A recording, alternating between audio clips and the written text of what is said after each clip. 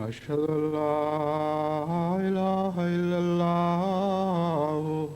وحده لا شريك له وأشهد أن محمدا عبده ورسوله أما بعد فأعوذ بالله من الشيطان الرجيم بسم الله الرحمن الرحيم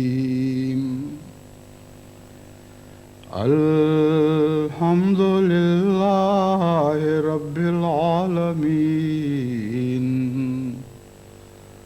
الرحمن الرحيم مالك يوم الدين إياك نعبد وإياك نستعين اهدنا الصراط المستقيم صراط الذين أنعمت عليهم غير المغضوب عليهم ولا الضالين.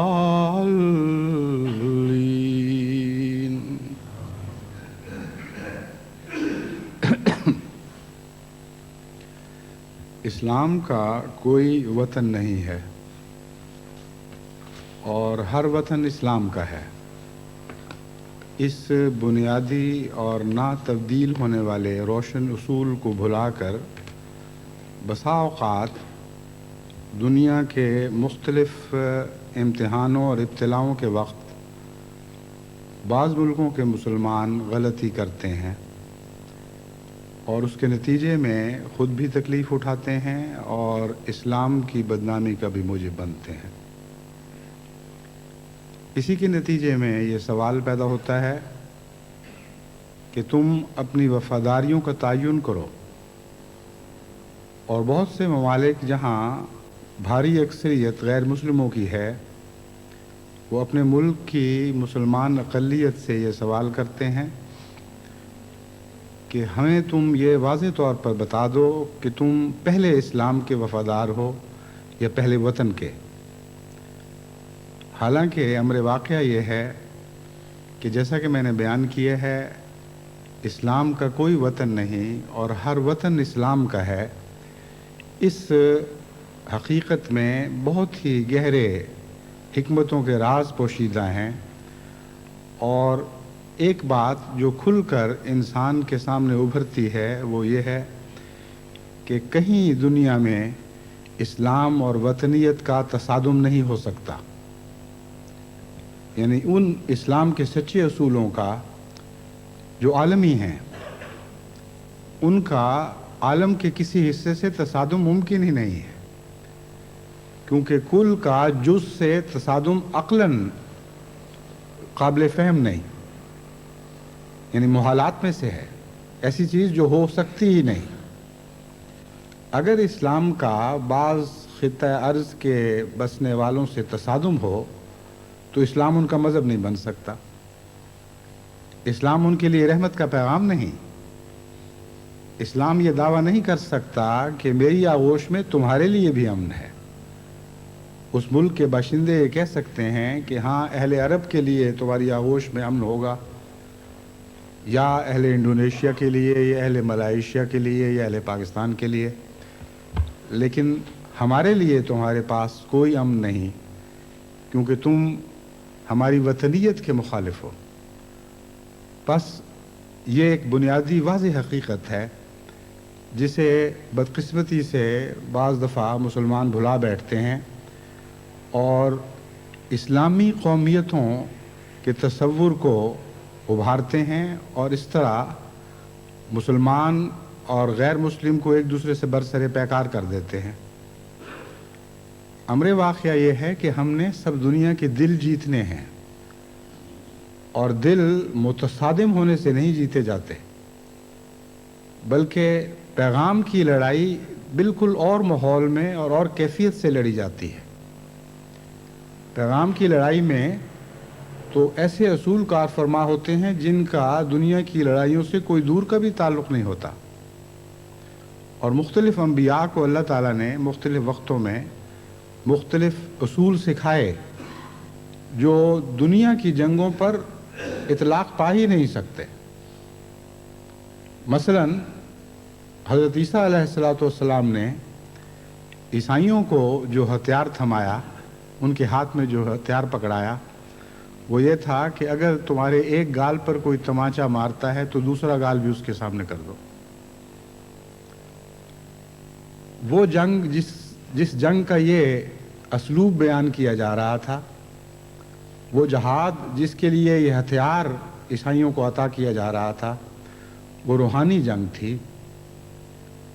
اور غلطی سے بعد میں عیسائیوں نے عملاً اس تعلیم کو ایک ظاہری تعلیم کے طور پر سمجھ لیا، اور چونکہ وہ ان کے کام نہیں آ سکتی تھی، دنیا کے حالات پر اطلاق نہیں پا سکتی تھی، اس لیے عملاً اس کو دھتکار دیا۔ بس آج کوئی ایک عیسائی ملک دنیا میں ایسا نہیں جو حضرت عیسیٰ علیہ السلام کی اس عظیم الشان روحانی تعلیم پر عمل پیرا ہو، کیونکہ یہ ایک روحانی تعلیم ہے جسے انہوں نے دنیاوی معنوں میں قبول کیا، لیکن عملاً ہر اس وقت اس کو رد کر دیا اور پس پشت پھینک دیا جب ان کے امتحان کا وقت آیا۔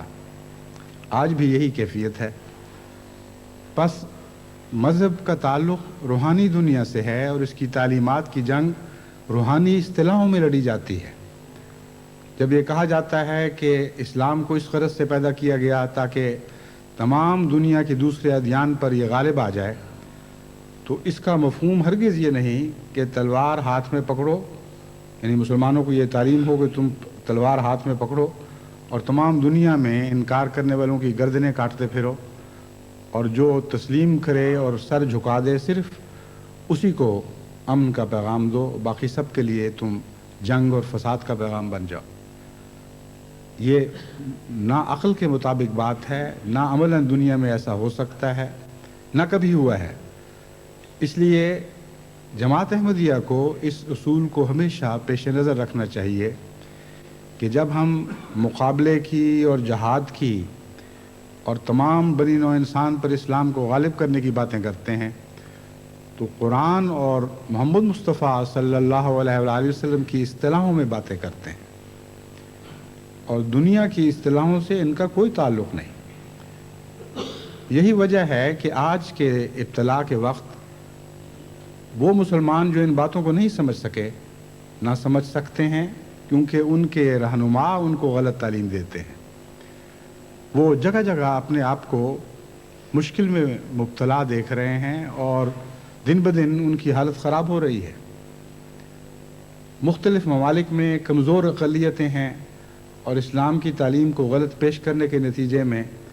اپنے رد عمل کو صحیح راستے پر گامزن نہیں رکھ سکتے، غلط راہوں پر چلاتے ہیں جہاں چلنا ان کے لیے ممکن نہیں ہے، اور اس کے نتیجے میں شدید نقصان اٹھاتے ہیں، اور مزید اسلام کی بدنامی کا موجب بنتے ہیں۔ ایک یہ سوال ہے جو آج دنیا میں ہر جگہ اٹھایا جا رہا ہے، جیسا کہ انگلستان میں بھی اٹھایا جا رہا ہے، اور اس سوال کا صحیح جواب نہ پانے کے نتیجے میں اور بعض مسلمانوں کی کم فہمی کے نتیجے میں جس رنگ میں وہ اپنے رد عمل کا اظہار انگلستان کی گلیوں میں کرتے ہیں، اس سے رد عمل کے نتیجے میں یہاں مسلمانوں کے لیے دن بدن زیادہ خطرات پیش آ رہے ہیں۔ مسلمانوں کی عبادت گاہوں کو جلایا جا رہا ہے، ان کو ہم دھمکیاں دی جا رہی ہیں، عام گلیوں میں چلتے پھرتے ان کے لیے خطرات پیدا ہو رہے ہیں۔ آج ہی ایک یہ خبر تھی کہ 2 ٹیکسی ڈرائیوروں کو پکڑ کے بہت بری طرح مارا گیا کیونکہ وہ صدام حسین کی حمایت میں تھے۔ تو یہ سب جہالت کے قصے ہیں جن کا اسلام سے کوئی تعلق نہیں۔ اسلام کی تعلیم عالمگیر ہے، اور عالمگیری صفات اپنے اندر رکھتی ہے،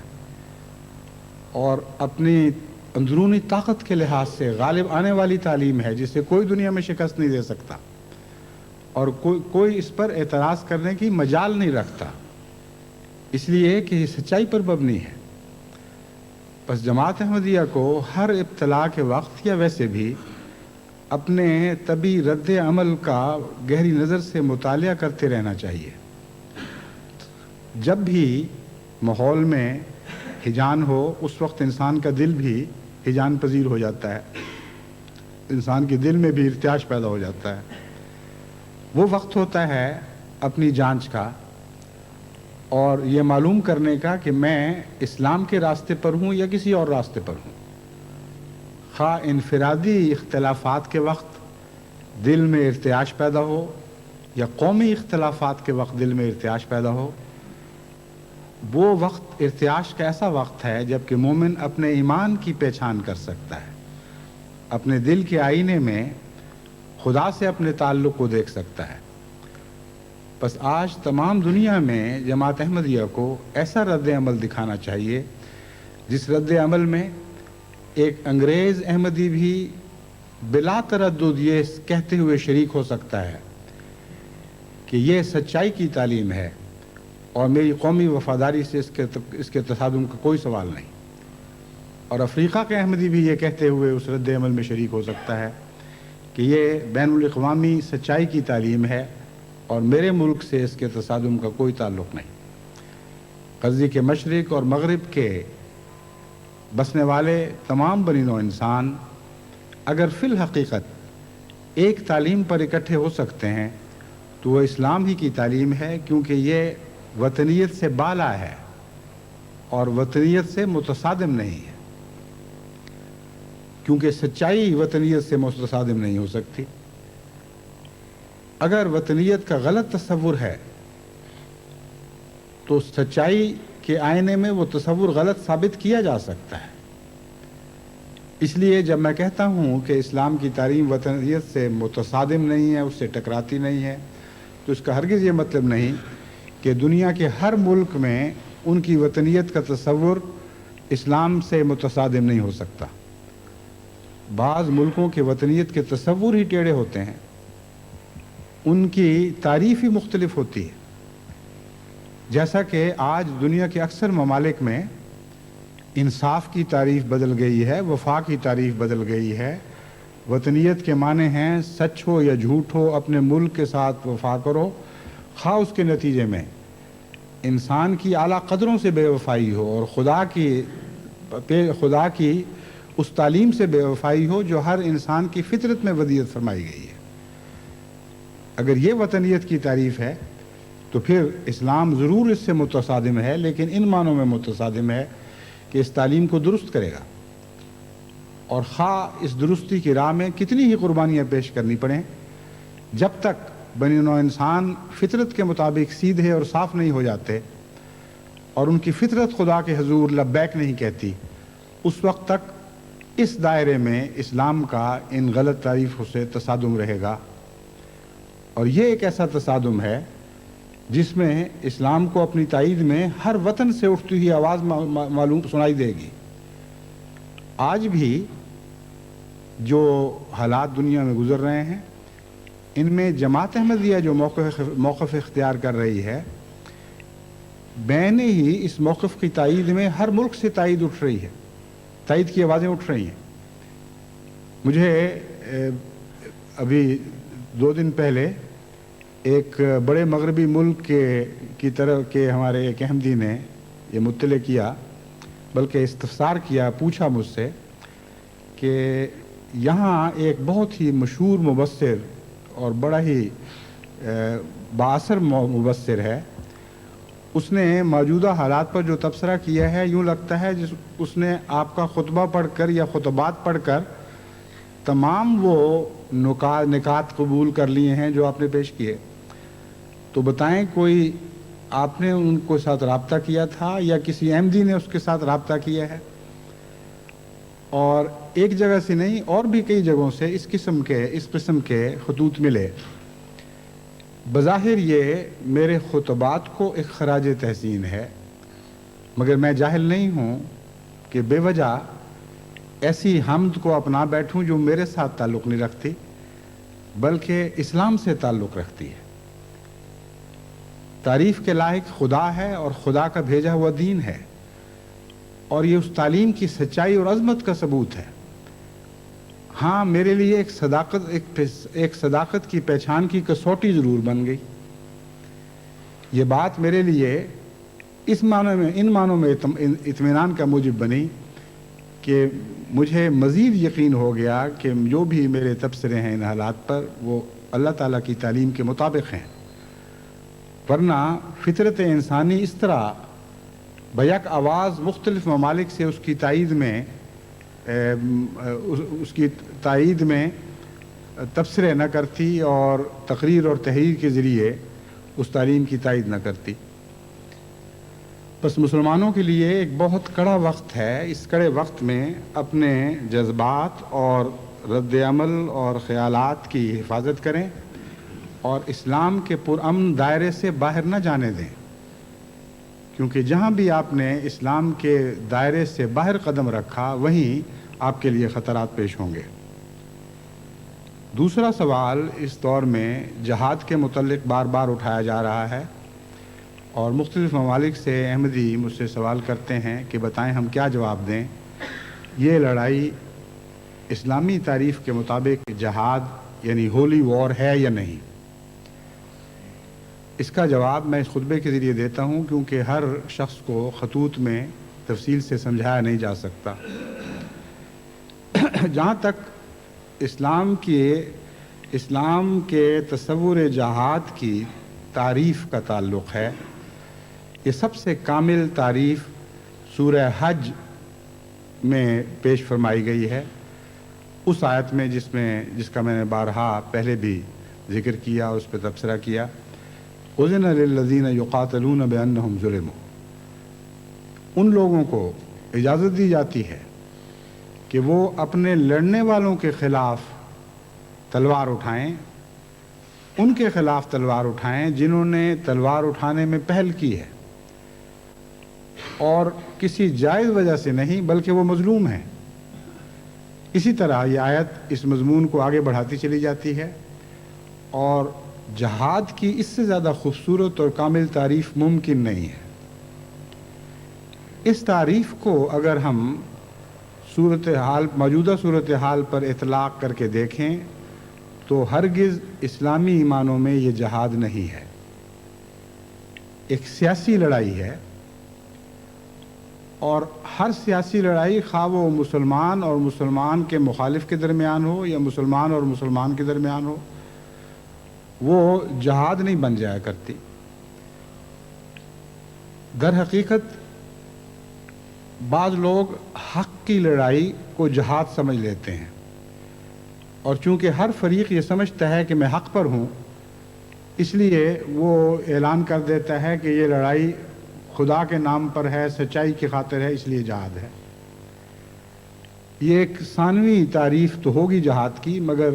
اسلامی اصطلاح میں جس کو جہاد کہا جاتا ہے اس کی تعریف اس صورتحال پر صادق نہیں آتی، کیونکہ یہ بنیادی منطق کے خلاف تعریف ہے کہ دونوں فریق میں سے جو حق پر ہو وہ اس کی لڑائی قرآنی اصطلاح میں جہاد بن جائے گی۔ مشرکوں کی مشرکوں سے لڑائیاں ہوتی ہیں، مختلف مذاہب کے ماننے والوں کی مختلف مذاہب سے ماننے والوں سے لڑائیاں ہوتی ہیں، ملکوں کی ملکوں سے، کالوں کی گوروں سے، ہر قسم کی لڑائیاں دنیا میں ہو رہی ہیں، ہوتی چلی آئی ہیں، ہوتی رہیں گی۔ اور جب بھی دو فریق متصادم ہوں تو ظاہر بات ہے کہ اگر ایک فریق 100% حق پر نہیں تو کم سے کم زیادہ تر حق پر ضرور ہوگا، اور یہ تو ممکن نہیں ہے، شاید ہی کوئی بعید کی بات ہو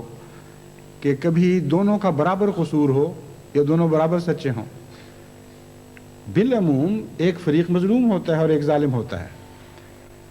پس ہر مظلوم کی لڑائی کو جہاد نہیں کہا جاتا۔ اس مظلوم کی لڑائی کو جہاد کہا جاتا ہے جسے خدا کا نام لینے سے روکا جا رہا ہو، جس پر مذہبی تشدد کیا جا رہا ہو۔ قرآن کریم فرماتا ہے انہوں نے کوئی جرم نہیں کیا، الا یقول ربنا اللہ، سوائے اس کے کہ وہ کہتے ہیں اللہ ہمارا رب ہے۔ بس اگر کوئی لڑائی محض اس وجہ سے کسی پر ٹھونسی جا رہی ہو اور فریق مخالف پہل کر چکا ہو اور تلوار اس نے اٹھائی ہو نہ کہ مسلمانوں نے، اور مسلمانوں کا جرم اس کے سوا کچھ نہ ہو کہ وہ اللہ کو اپنا رب قرار دیتے ہوں اور غیر اللہ کو رب تسلیم کرنے سے انکار کرتے ہوں، تو پھر اس لڑائی کا نام جہاد ہے۔ بس محض حق کی لڑائی کا نام جہاد نہیں، بلکہ ان معنوں میں حق کی لڑائی کا نام جہاد ہے۔ بس یہ صورتحال تو عراق اور باقی قوموں کی لڑائی پر چسپاں نہیں ہو رہی۔ کویت نے کوئی کسی وجہ سے عراق کو ناراض کیا، اور عراق نے اس ناراضگی کے نتیجے میں اور اس یقین کے نتیجے میں کہ کبھی یہ ملک، یہ چھوٹا سا ملک ہمارے وطن کا حصہ تھا اور انگریزوں نے اسے کاٹ کر ہم سے جدا کیا تھا، اس لیے بنیادی طور پر ہمارا حق بنتا ہے، اور کچھ اپنی طاقت کے گھمنڈ میں اس یقین پر کہ اس چھوٹے سے کویت ملک کی ہمارے سامنے حیثیت کیا ہے، جبکہ ہم اتنے مدت تک 8 سال تک ایران سے لڑ چکے ہیں اور ایران کو بھی ایسے چیلنج دے چکے ہیں جن کے نتیجے میں بعض دفعہ ایران کو یہ خطرات محسوس ہو رہے تھے کہ شاید ہمارے وطن کا اس دنیا سے صفایا ہو جائے۔ بہت دور تک گہرے ایران کے اندر عراق کی فوجیں داخل ہو چکی تھیں، بعد میں ان کو دھکیل کر واپس کیا گیا۔ پھر جس طرح تکڑی کے تول ہوا کرتے ہیں، بعض دفعہ ڈنڈی ماری جاتی تھی ایک طرف سے، بعض دفعہ ویسے ہی ایک فریق کا وزن بڑھ جاتا تھا، تو یہ اونچ نیچ ہوتا رہا۔ مگر ایران کے مقابل پر کویت کی کیا حیثیت تھی؟ بس ہو سکتا ہے یہ خیال بھی عراق کے لیے شہ دلانے کا موجب بنا ہو کہ یہ کویت چھوٹا سا ملک، اسے تو آنن فانن ہم تباہ کر دیں گے، اور اس وجہ سے انہوں نے قبضہ کر لیا ہو۔ بہرحال وجوہات قبضے کی کیا تھیں، اس کا پس منظر کیا ہے، در حقیقت حق کس کی طرف ہے، اور اگر حق تھا بھی تو حق لینے کا یہ طریق جائز ہے یا نہیں، یہ سارے سوالات تھے جن پر غور ہونا چاہیے تھا، اور عالم اسلام کو مشترکہ طور پر ان پر غور کرنا چاہیے تھا۔ اس لیے نہ اس لڑائی کو جہاد کہا جا سکتا ہے جو کویت پر حملے کی صورت میں پیدا ہوئی، نہ اس لڑائی کو جہاد کہا جا سکتا ہے جو اس کے رد عمل کے طور پر بعد میں عراق کے خلاف لڑی جا رہی ہے۔ بس خام خواہ جاہرانہ طور پر اسلام کی مقدس اصطلاحوں کو بے محل استعمال کر کے مسلمان اسلام کی مزید بدنامی کا موجب بنتے ہیں۔ ساری دنیا میں اسلام سے ٹھٹھا کیا جاتا ہے اور قومیں تمسخر کرتی ہیں، اور یہ اپنی بے وقوفی میں سمجھتے ہی نہیں کہ ہم کیا بات کر رہے ہیں۔ لیکن عوام الناس کے متعلق یہ سوچنا چاہیے کہ وہ کیوں آخر بار بار اپنے رہنماؤں کے اس دھوکے میں مبتلا ہو جاتے ہیں اور غیر معمولی قربانیاں ان جنگوں میں پیش کرتے ہیں جو در حقیقت جہاد نہیں، لیکن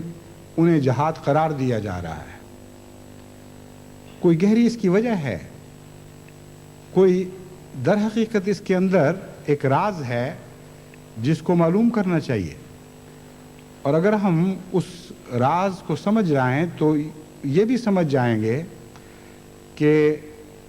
مغربی قومیں جہاد کے اس غلط استعمال کی بڑی حد تک ذمہ دار ہیں، اور وہ جو تمسخر کرتی ہیں اور اسلام پر ٹھٹھا کرتی ہیں، اگر اس صورتحال کا صحیح تجزیہ کیا جائے تو معلوم ہوگا کہ وہ خود بہت حد تک اس جہاد کے اس غلط استعمال کی ذمہ دار ہیں۔ وجہ اس کی یہ ہے کہ عالم اسلام پر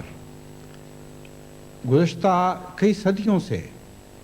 یہ بالعموم تاثر ہے، یہ ایک ایسا غیر مبہم سا تاثر ہے جس کی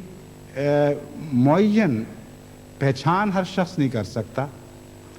بعض دفعہ مبہم خوف ہوا کرتے ہیں، یہ نہیں پتہ ہوتا کہ کہاں سے آ رہا ہے، کیوں ہے، لیکن ایک انسان خوف محسوس کرتا ہے۔ بعض دفعہ تکلیف محسوس کرتا ہے لیکن اس کی وجہ نہیں سمجھ رہا ہوتا۔ تو انسانی تعلقات میں بعض دفعہ بعض تاثرات گہرے انسان کی طبیعت میں رچ جاتے ہیں، گہرے اثر پذیر ہو جاتے ہیں، اور ان کی وجہ، ان تاثرات کی وجہ ایک لمبی تاریخ پہ پھیلی پڑی ہوتی ہے۔ مغرب نے مسلمانوں سے گزشتہ کئی 100 سال میں جو سلوک کیا ہے، اس سلوک کی تاریخ مسلمانوں کو یہ یقین دلا چکی ہے کہ ان کی مسلمانوں سے نفرت مذہبی بنا پر ہے، اور اسلام کا نام خواہ یہ لیں یا نہ لیں، لیکن مسلمان قوموں کی ترقی یہ دیکھ نہیں سکتے، اور مسلمان قوموں کے آگے بڑھنے کے خوف سے یہ ہمیشہ ایسے اقدام کرتے ہیں کہ جس سے ان کی طاقت پارا پارا ہو جائے۔ یہ گہرا تاثر ہے جو مسلمان عوام الناس کے دل میں موجود ہے، خواہ انہوں نے کبھی تاریخ پڑھی ہو یا نہ پڑھی ہو۔ تاریخ کے بعض تاثرات انسانی سوچ اور انسانی جذبات میں اس طرح شامل ہو جاتے ہیں جیسے کسی پانی کی رو میں کوئی چیز ملا دی گئی ہو۔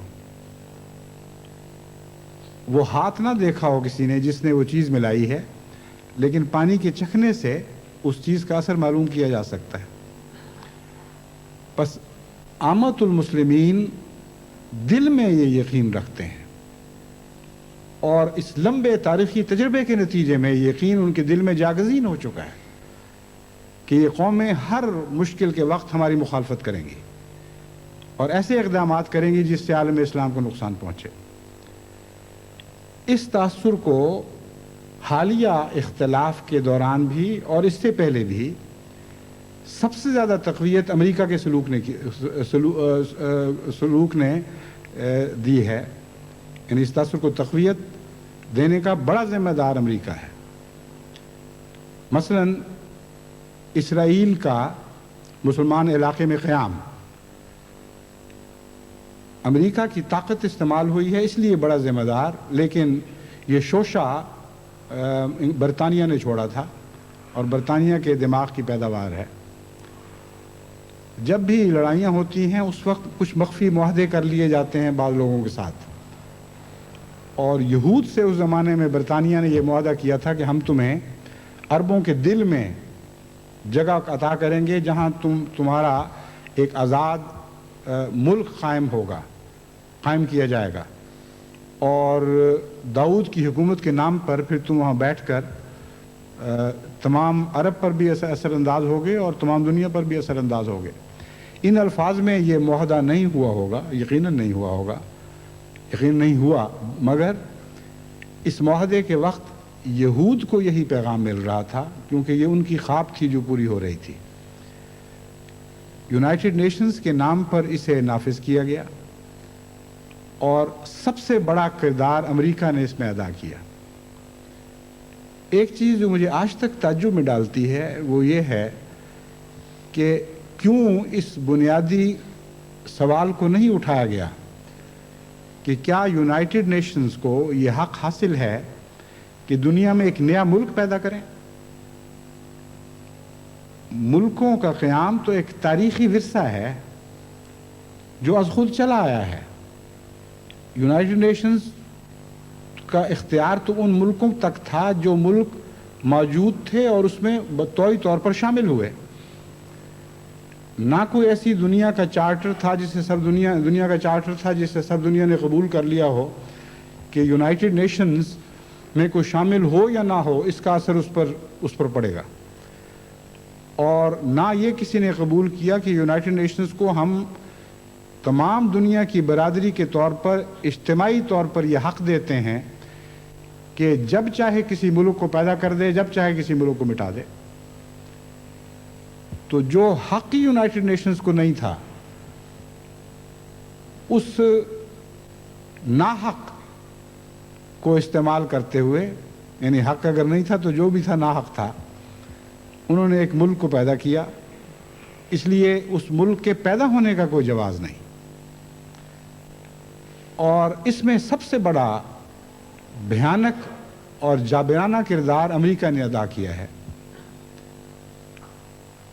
یہ وہ یاد ہے جس کو دنیا کا مسلمان بھلا ہی نہیں سکتا۔ اگرچہ عربوں نے اس کو ایک عرب مسئلہ قرار دیے رکھا مدتوں تک، اور باقی مسلمانوں کو اس میں شامل نہیں کیا، لیکن باقی مسلمان از خود اس میں شامل رہے ہیں، کیونکہ ان کے دل میں یہ بات ہمیشہ سے جاگزیں رہی ہے، گہری طور پر ان کے دل پر نقش ہے کہ دراصل یہ عرب دشمنی نہیں تھی بلکہ اسلام دشمنی تھی۔ اس کے بار بار مختلف اظہار ہوئے۔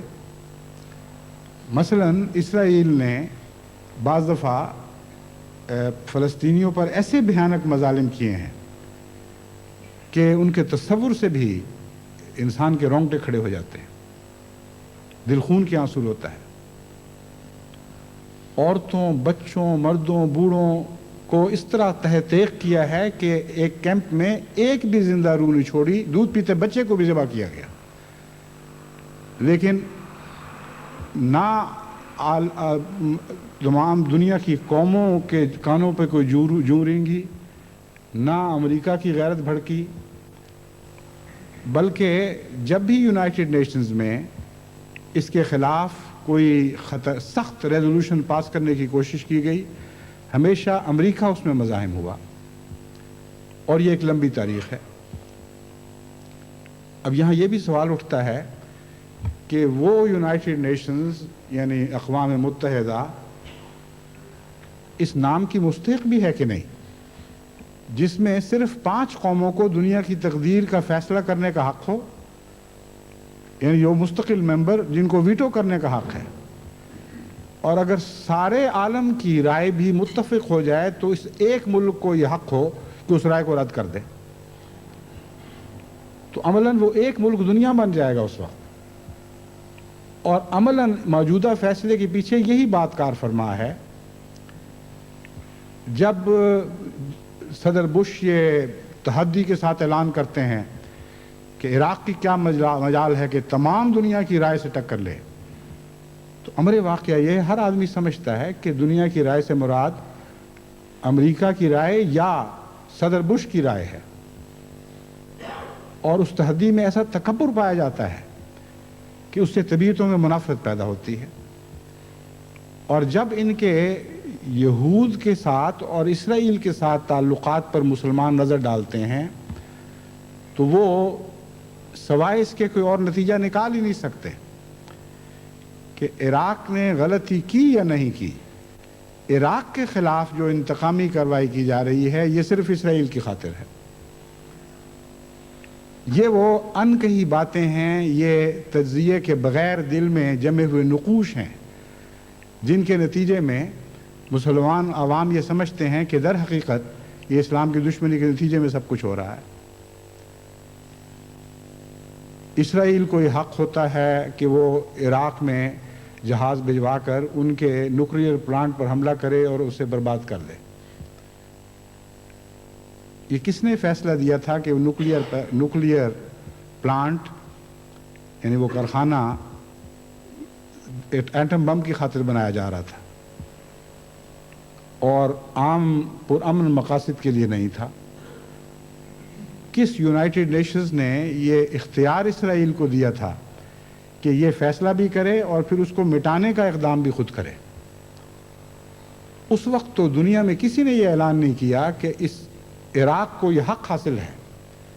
کہ جب چاہے اسرائیل کے خلاف انتقامی کارروائی کرے۔ یہ فیصلہ کرنا عراق کا کام ہے کہ آج کرے یا کل کرے یا پرسوں کرے، مگر اس انتہائی کھلی جابرانہ بربریت کے بعد اقوام متحدہ عراق کے اس حق کو تسلیم کرتی ہے۔ اگر کسی نے یہ آواز سنی ہو تو کم سے کم میرے کانوں نے نہیں سنی، اگر کسی نے ایسی خبر پڑھی ہو تو کم سے کم میری آنکھوں نے نہیں پڑھی اور کسی مسلمان نے نہیں پڑھی۔ بس عالم اسلام کا یہ تصور کہ موجودہ دشمنی بھی اسلام کی گہری نفرتوں پر مبنی ہے، حقائق پر مبنی تصور ہے۔ یہ کھلی دشمنیاں اور کھلی ناانصافیاں دنیا کو معلوم ہیں، ان کی نظر میں آتی ہیں، وہ بھول جاتے ہیں، لیکن تاثر قائم رہ جاتا ہے اور وہ تاثر سچا ہوتا ہے۔ پھر عجیب بات ہے کہ جب عراق اسرائیل پر حملہ کرتا ہے اور راکٹس برساتا ہے اور ان کی شہری آبادیوں میں سے کچھ حصہ منہدم ہوتا ہے تو ساری دنیا اس پر شور مچا دیتی ہے. فلسطین یاد نہیں رہتا، وہ بم یاد، وہ اسرائیل کا فضائی حملہ یاد نہیں رہتا جو ایٹمی پلانٹ پر کیا گیا تھا. اور اس کے بعد آئندہ مظالم کی نہایت خوفناک داغ بیل ڈالی جاتی ہے. یہ وہ باتیں ہیں جس کے نتیجے میں مسلمانوں کے جذبات زیادہ سے زیادہ مجروح ہوتے چلے جا رہے ہیں اور مسئلے چلے جا رہے ہیں. اور جب وہ ان جذبات کا اظہار کریں تو قومیں ان کو مخاطب کر کے کہتی ہیں آج فیصلہ کرو کہ تم اسلام کے وفادار رہو گے یا ہمارے وطن کے وفادار رہو گے. یہ کون سا انصاف ہے؟ حقائق کے اظہار پر وطنیت کا سوال اٹھانا ہی ظلم ہے. اگر یہ باتیں جو سچی ہیں اور حقیقتیں ہیں ان کا مسلمان اظہار کرتا ہے تو اس کو حق حاصل ہے. لیکن جو بھیانک بات ظاہر ہو چکی ہے اس سے زیادہ بھیانک باتیں ابھی ظاہر ہونے والی ہیں. اسرائیل کے ساتھ کچھ مخفی گفت و شنید امریکہ نے کی اور اپنے ایک بہت ہی اہم اپنے افسر کو، اپنے مرکزی حکومت کے نمائندہ کو ان کے پاس بھجوایا. اور باتوں کے علاوہ جو مخفی تھیں اور مخفی رہیں گی کچھ عرصے تک جب تک وہ عملی طور پر دنیا کے سامنے ظاہر نہ ہوں، ایک یہ بھی تھی کہ اسرائیل کو 6 بلین سے زیادہ روپے دیے گئے اس لیے نہیں کہ تم جوابی انتقامی کارروائی نہ کرو، بلکہ اس لیے کہ سرے دست نہ کرو اور بعد میں کر لینا، جب ہم مار کر فارغ ہو جائیں تو جو کچھ بچے گا اس پر تم اپنا بدلہ اتار لینا. بعض دفعہ پرانے زمانوں میں رواج تھا کہ اگر کوئی ظالم مر جاتا تھا یا کوئی شخص کسی مرے ہوئے کو ظالم سمجھتا تھا اور انتقام لینا چاہتا تھا تو اس کی لاش اکھیڑ کر اسے پھانسی لگا دیا جاتا تھا. تو عملاً جو معاہدہ ہوا ہے وہ یہ ہے کہ لاش بنانے تک ہمیں موقع دو، ہم تمہاری یہ خدمت کر رہے ہیں اور کرتے چلے جائیں گے. جب مار بیٹھیں گے تو پھر تمہارے سپرد کر دیں گے، پھر اس لاش کو تم جہاں مرضی لٹکائے پھرنا. اب سوال یہ ہے کہ یہ سب انصاف کی باتیں ہیں؟ کیا یہ انسانیت کی باتیں ہیں؟ لیکن ایک اور بات جو دنیا کی نظر میں نہیں آ رہی وہ یہ ہے کہ عراق کی سویلین پاپولیشن یعنی پرامن عام آبادی پر جو خطرناک بم گرائے گئے ہیں یہ اس واقعہ کے بعد گرائے گئے ہیں، اور زیادہ تر مغربی عراق کی آبادی اس سے متاثر ہوئی ہے. اور عملاً اس انتقام سے ہزاروں اگر وہ ظلم تھا تو اس سے ہزاروں گنا بڑا ظلم عراق پر کیا جا چکا ہے. اگر ایک اسرائیلی گھر گرا تھا تو سینکڑوں عراقیوں کے گھر گرائے جا چکے ہیں. اگر ایک اسرائیلی زخمی ہوا تھا تو ہزاروں عراقی مارے جا چکے ہیں. وہاں سے آنے والے بتاتے ہیں کہ بعض علاقوں سے لاشوں کی بدبو کی وجہ سے گزرا نہیں جاتا، جلے ہوئے گوشت کی بدبو بھی اٹھتی ہے اور متعفن گوشت کی بدبو بھی اٹھ رہی ہے، اور علاقوں کے علاقے آبادی سے خالی ہو گئے ہیں. یہ وہ امریکہ کا انتقام ہے جو اس نے یہود کی خاطر لیا ہے، اور یقیناً یہ اس معاہدے میں شامل تھا جس کی باتیں ابھی ہمارے منظر عام پر نہیں آئیں، عملاً وہ منظر عام پر آ گیا ہے. اور ابھی یہ انسانیت کے علمبردار ہیں، مورل ہائی گراؤنڈ سے باتیں کرتے ہیں اور باقی دنیا کو کہتے ہیں تم ذلیل، تمہیں اتنا نہیں پتا کہ انسانیت ہوتی کیا ہے، تم نے نہتے معصوم اسرائیلیوں پر بمباری کی. وہ غلط ہے. اسلام اس کی اجازت نہیں دیتا کہ نہتے پرامن شہریوں کو کسی رنگ میں بھی تکلیف پہنچائی جائے. حضرت اقدس محمد مصطفیٰ صلی اللہ علیہ وآلہ وسلم کا دین اس کی اجازت نہیں دیتا. جب بھی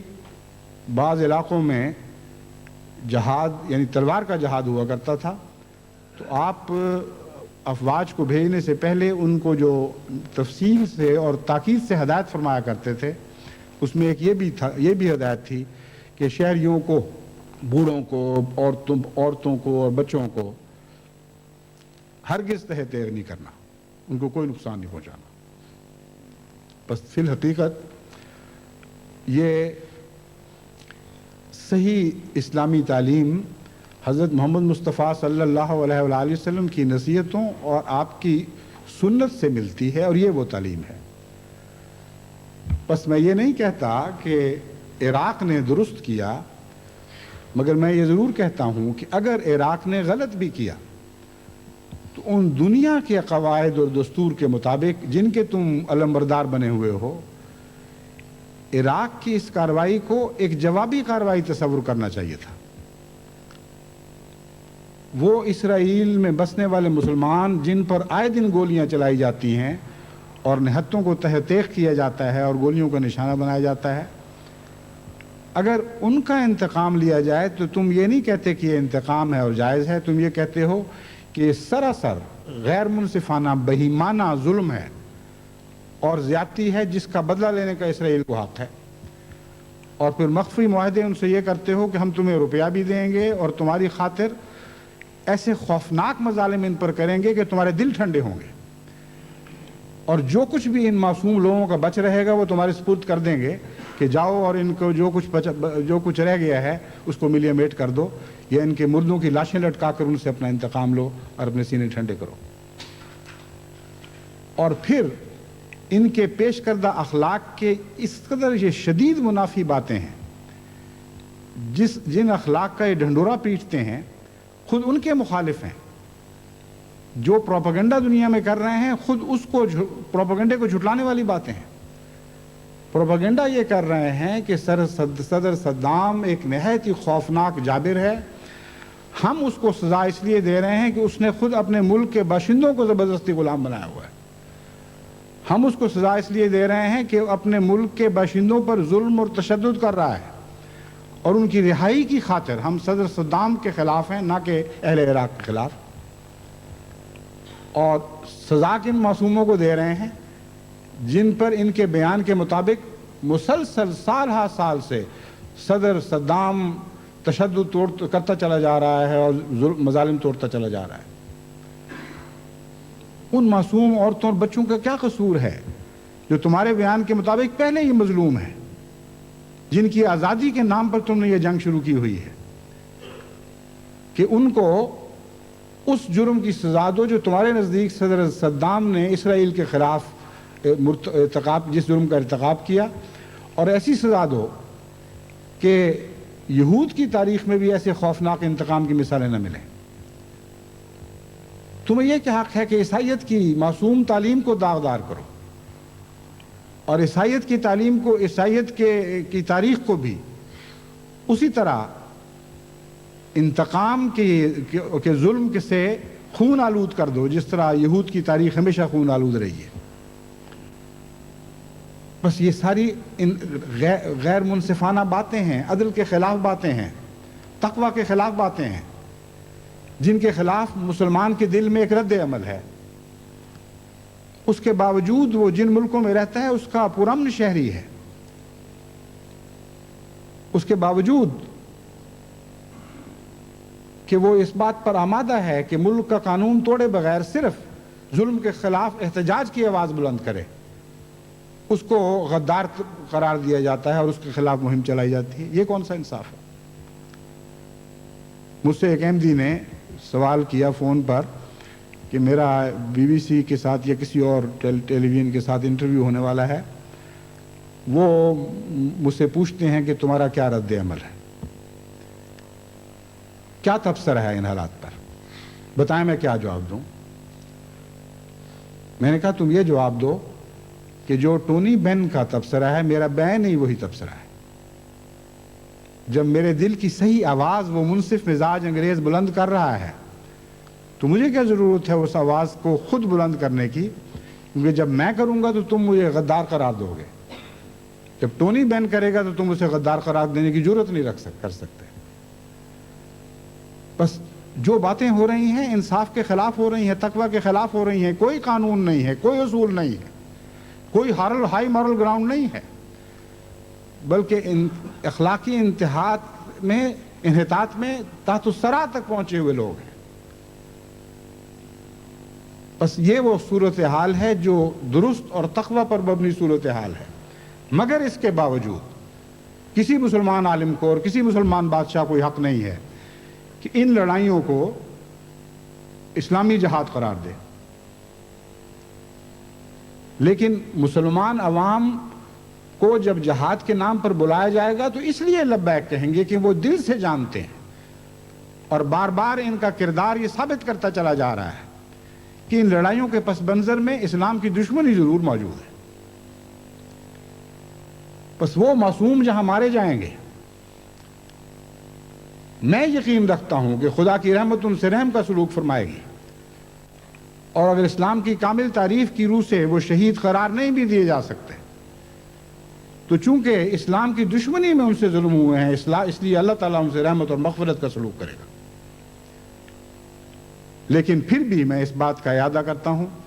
کہ نہ مسلمان علماء کا حق ہے اور نہ مسلمان بادشاہوں کا حق ہے کہ وہ اپنی سیاسی لڑائیوں کو، خواہ وہ مظلوم کی لڑائیاں ہوں، اسلامی جہاد قرار دیں۔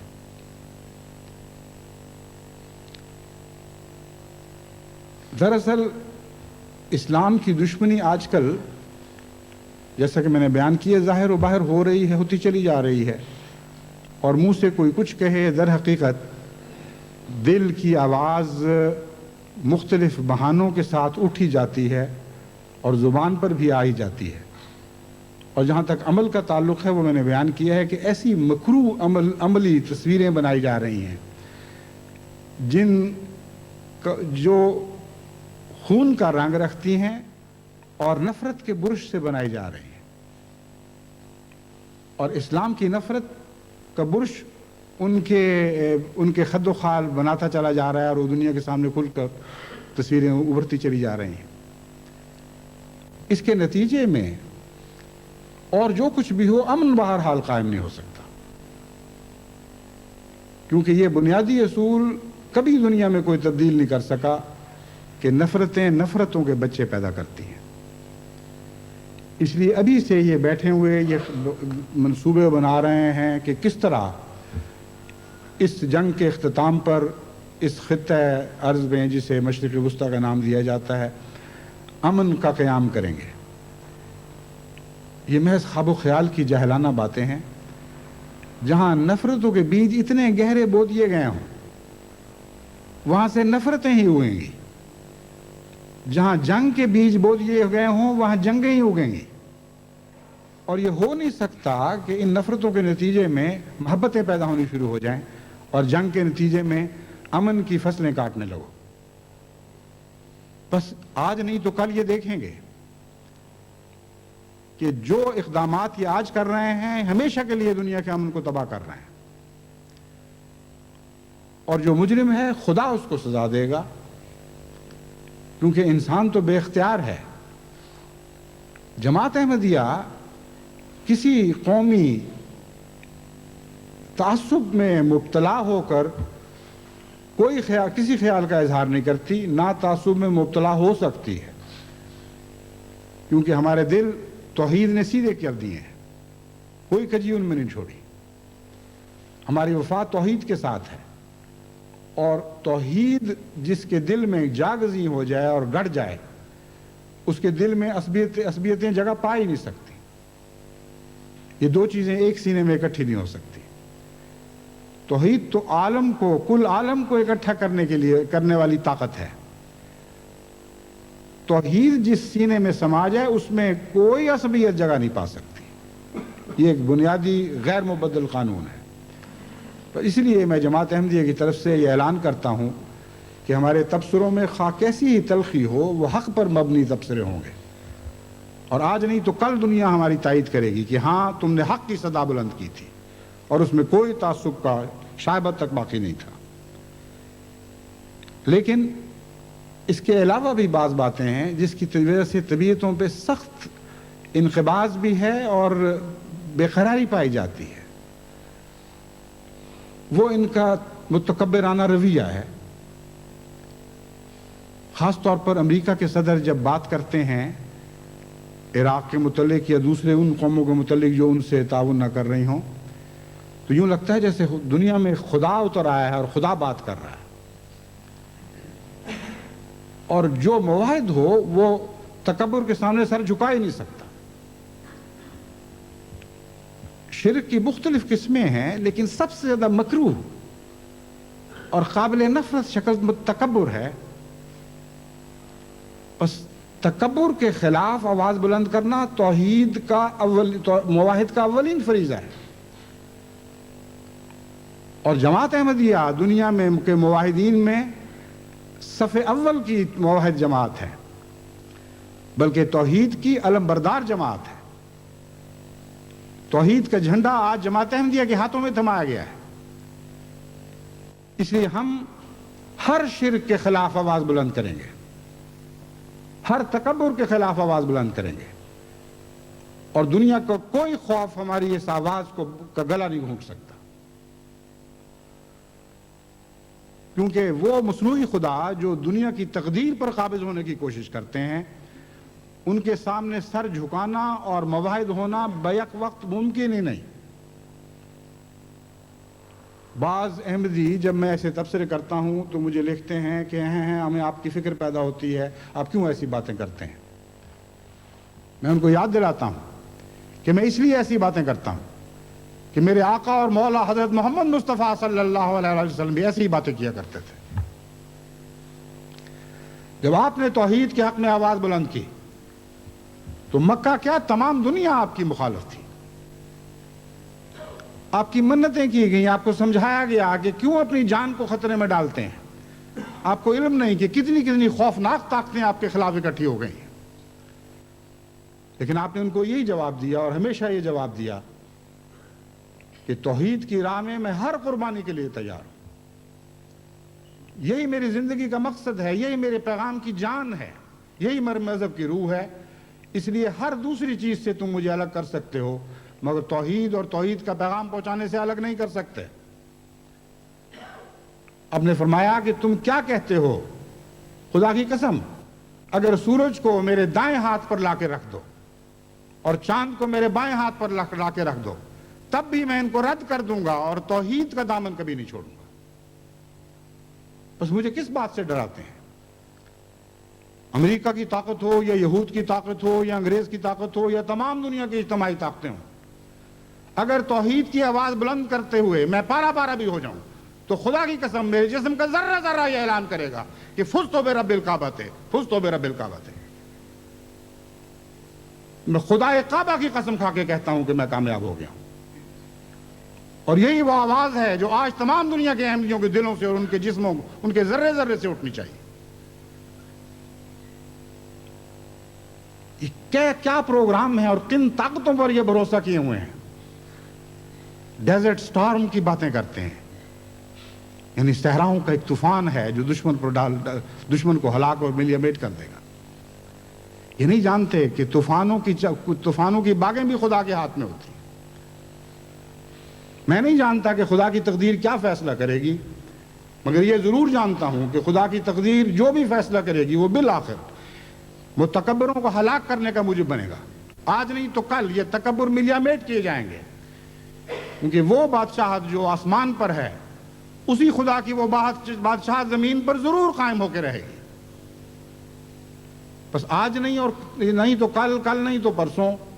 آپ دیکھیں گے کہ یہ تکبر دنیا سے ہلاک کیا جائے گا اور طوفان ان پر الٹائے جائیں گے، اور ایسے ایسے خوفناک سٹارمز خدا کی تقدیر ان پر چلائے گی کہ جن کے مقابل پر ان کی تمام اجتماعی طاقتیں بھی ناکام اور پارا پارا ہو جائیں گی۔ یہ نظام کہنا مٹایا جائے گا، آپ یاد رکھیں اور اس بات پر قائم رہیں اور کبھی محو نہ ہونے دیں کہ اقوام قدیم جن کو آج اقوام متحدہ کہا جاتا ہے، ان کے اطوار زندہ رہنے کے نہیں ہیں۔ یہ قومیں یادگار بن جائیں گی اور عبرتناک یادگار بن جائیں گی، اور ان کے کھنڈرات سے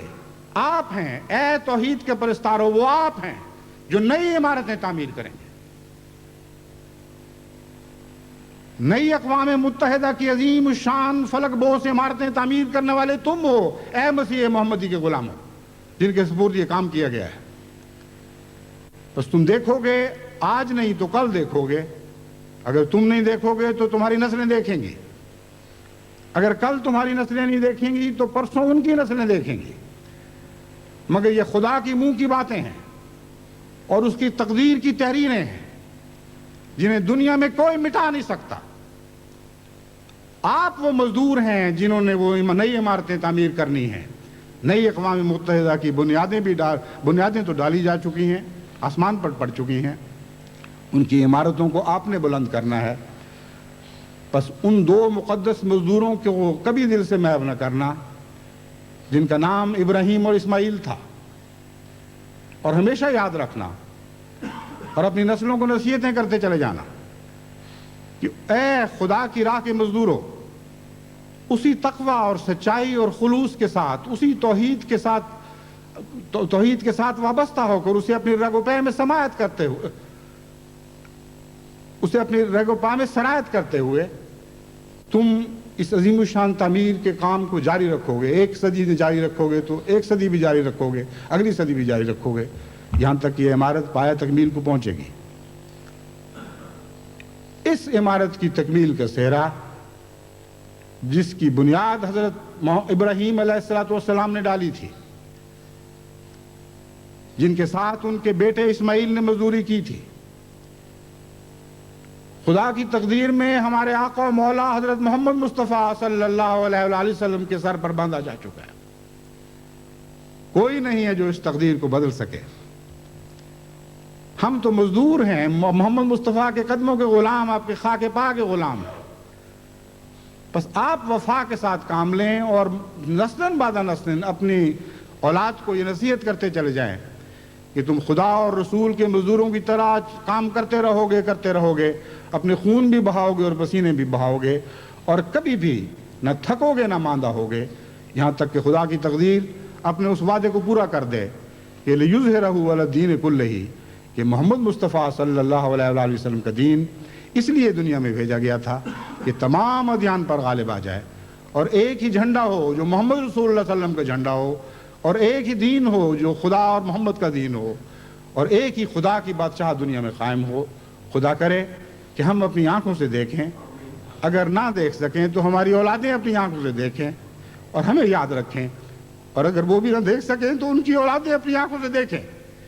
لیکن میں آپ کو یقین دلاتا ہوں کہ ان دنیا کی آنکھوں سے آپ دیکھ سکیں یا نہ دیکھ سکیں، میری روح کی آنکھیں آج ان واقعات کو دیکھ رہی ہیں، ان عظیم الشان تغیرات کو اس طرح دیکھ رہی ہیں جیسے میرے سامنے واقع ہو رہے ہیں، اور ہمارے مرنے کے بعد ہماری روحوں کو آشنا کیا جائے گا اور خبریں دی جائیں گی۔ اے خدا کے غلام بندو، خدا کے عشق اور محبت کرنے والے بندو، تمہاری روحیں ابدی سرور پائیں اور ابدی سکینت حاصل کریں کہ جن راہوں میں تم نے قربانیاں دی تھیں وہ راہیں شاہراہیں بن چکی ہیں، اور جن تعمیرات میں تم نے اینٹ اور روڑے اور پتھر رکھے تھے وہ خدا کی ایک عظیم الشان عمارت، توحید کی عظیم الشان عمارت بن کر اپنی پایہ تکمیل کو پہنچ چکی ہے۔ ہوگا اور ایسا ہی ہوگا۔ اللہ کرے کہ ہمیں زیادہ سے زیادہ اسلامی خدمت کی توفیق عطا ہو۔